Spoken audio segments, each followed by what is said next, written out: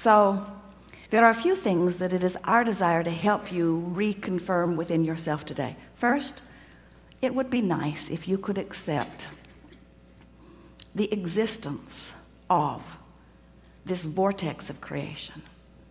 And it would be even nicer if you could see it as we see it, as your present tense of creation.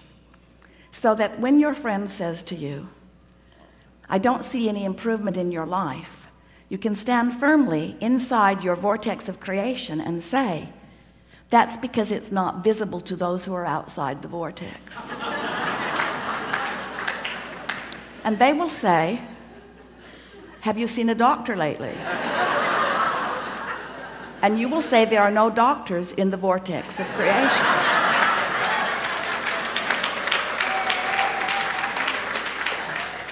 When you let being in this vortex, when you let tuning yourself into the vibrational frequency of all that you are be your top priority, you get so much life back. Do you know how many arguments, how many words, how many efforts, how much action is necessary just to keep you alive and out of desperation when you're not in the vortex?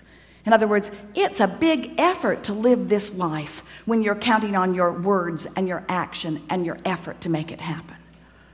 It's interesting. You could just have a conversation with one very well-meaning mother about her child that she adores more than life itself, and listen to all of the gyrations that she is going through in order to sort of kind of understand what's going on with her little boy and put it in the proper perspective, when really all she needs to do is step away from whatever's bothering him and away from whatever's bothering her and focus upon something that gives her access to the vortex, and from inside the vortex everything's clear.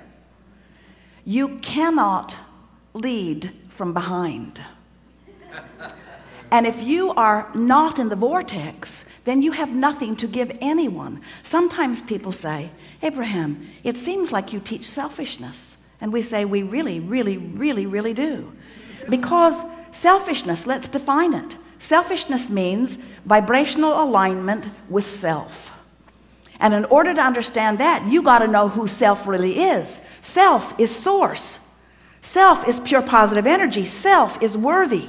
Self is clear-minded. Self is healthy. Self is full of vitality. Self is eager about life. And when you are willing to be selfish, which means you are willing to mimic the vibration of self, which means you're willing to release the thoughts that hold you apart from that and practice the thoughts that cause you alignment with that, which simply means you're selfish enough to care how you feel. That's when they call it selfish. People say, oh, you're so selfish, you're pleasing you. And what they mean is, you should please me? You're selfish because you please you, and I'm not selfish because I think you should please me instead of you? There's some screwy reasoning going on. And every time it matters to you to please them instead of you, oh, it's such short-term gain, such short-term gain.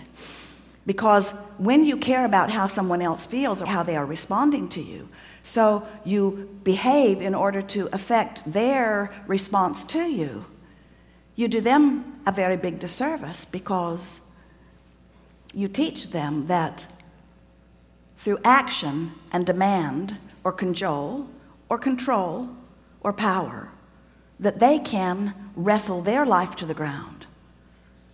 And there's hardly going to be anybody as cooperative as you. Think about it. Have you ever had someone who was so cooperative they'd just do anything for you, and then they were the only one who would behave that way? So you just had that one friend? Often it was your mother. You weren't really ready for the world, were you? But when you show yourself that you have the power to come into alignment, not just with who you were before you were born, but with all that you've become ever since, not just with you and all you've become, but with Source itself. When you show yourself that by being selfish, which means by reaching for the best feeling thought you can find on whatever subject is active, when you care about being in the vortex, you care about being in concert with the energy that creates worlds. And one who's in the vortex, one who's in alignment with that energy, is more powerful than millions who are not. It's such an interesting thing to watch what goes on in your planet, because you are so good at step one. Most of you have made such a career out of step one. You sift through the data, and you know what you don't want, and you know what you do want, and you know what you don't want, and you know what you do want, and you know what you don't want, and you know what you do want, and you know what you don't want, and you know what you do want, and you know what you don't want, and you know what you do want.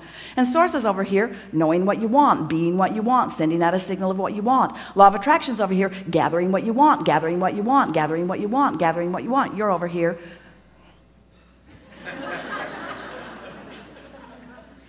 That's creating by default. That's going where the wind blows. That's complaining about whatever they're complaining about and feeling about whatever's happening. But when you decide that you're going to take control of your relationship to who you really are, when you decide that you're going to tend to this gap between you, wherever you are on whatever subject you're experiencing, and who you really are and what you know about the same, now life is going to take a new form and shape for you. You're going to feel exhilarated. You're going to feel satisfaction. Those who are watching you will see you as someone who seems to create tremendously with ease. Those who are watching you, especially those who don't really understand the power of this vortex and the power of your deliberate alignment with it, they'll call you lucky. Many times they'll be jealous of you, because they'll watch your fortunes amass and your funds surround you, and they'll watch you in satisfying life experience. And when they say to you, "What do you know that I don't know?" the only thing that you can say to them that is of any real value to them is, "I figured out my relationship with me, and I'm constantly aware of my vibrational relationship to who I really am and what I really want. And I guide every thought I can to mesh with the wholeness that I am." I've become a deliberate thinker. I no longer create by default. I think on purpose, I speak on purpose, I act on purpose, and I don't do any of it unless I'm in the vortex. What do you mean? What's a vortex? What do you mean? What is a vortex? A vortex is a vibrational state of being that is the precursor of all positive motion forward of all that is. It's like encapsulated, condensed, straight up source. It's pure positive energy. It's the holding tank. It's the anchor. It's the touchstone. It's the place where all dreams and wishes and hopes are held until we find vibrational alignment with them. It's the eternal pool of well-being to which each of us have added mightily along the path of our physical experience. So this vortex, it is a reality even though you can't see it, but you can feel it. You know how your dog hears things you can't hear and smells things you don't want to smell?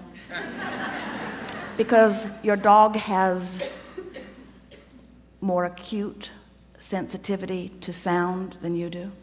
Sound is just vibration, and hearing is just translating it. Smelling is just translating vibration. This vortex is something that while you can't see it, and while you may not be able to hear it, when you get in the vicinity of it, you can feel the deliciousness of it. And when you are far from it, you can feel the discord of not being close to it. Do you know that everything you feel all day, every day, is nothing more than feedback about your proximity to your vortex? So when you feel really ornery, you're vibrationally speaking not near your vortex. When you feel hopeful, you're right on the brink of it. In fact, this door to the vortex, this imaginary door in Abraham's fairy tale of the vortex, this vibrational entry point is somewhere between hope and belief. So when you feel hopeful about something, you're so in the vicinity that you'll be called in, you'll be swept in. Law of attraction will take you in. Law of attraction will take you in when there is not enough resistance to hold you out. How's that? If you weren't doing that thing you do that holds you apart from your vortex would take you in every time. When you slumber, in you go. But you wake up right where you were when you went in. If you go to sleep in the vortex, you wake up in the vortex. If you go to sleep not in the vortex, you wake up not in the vortex. You ever had an experience where you're ornery when you go to sleep? You sleep all night, you sleep pretty good, you wake up, still ornery. So the vortex is the source of well-being, calling you home, so to speak, calling you to all that you've created. And when you are not clinging with resistance to some thought that keeps you from it, it takes you right in. So really, when we say we want you to get into the vortex, what we really mean, a much more accurate way of saying it is, we want you to stop doing that thing you do that keeps the vortex from taking you in easily. Oh, you're going, you're just not going willingly sometimes. In other words, when you croak, in you go. So wonderful to watch you die.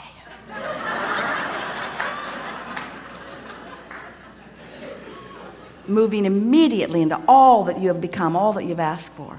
But we don't think you should have to croak in order to be in the vortex. We don't think you should have to croak in order to be what life has caused you to be. So, as we're moving forward today, we're eager to talk with you about whatever it is you want to talk about. And it is our desire to help you to find a vibrational stance, which means a mental approach, which means an attitude about whatever it is that you've got going on. We want to help you soften your resistance, because when you soften resistance, the vortex takes you in. And that really is where you belong. You belong inside that vortex where rendezvous with exhilarating things can happen all day, every day. Do you know that if this time-space reality has the wherewithal to stimulate a desire, so that the desire is in present tense already gathered in this vortex of creation, that this time-space reality has the wherewithal to give it to you now. And the only reason there is a gap between you putting it in the vortex and it showing up where you and others can see it and smell it and hear it and taste it and touch it is because you've got more resistance about the subject going on than you do belief or expectation about the subject. That's all. You just got to move yourself into more expectation. So what do you want to talk about?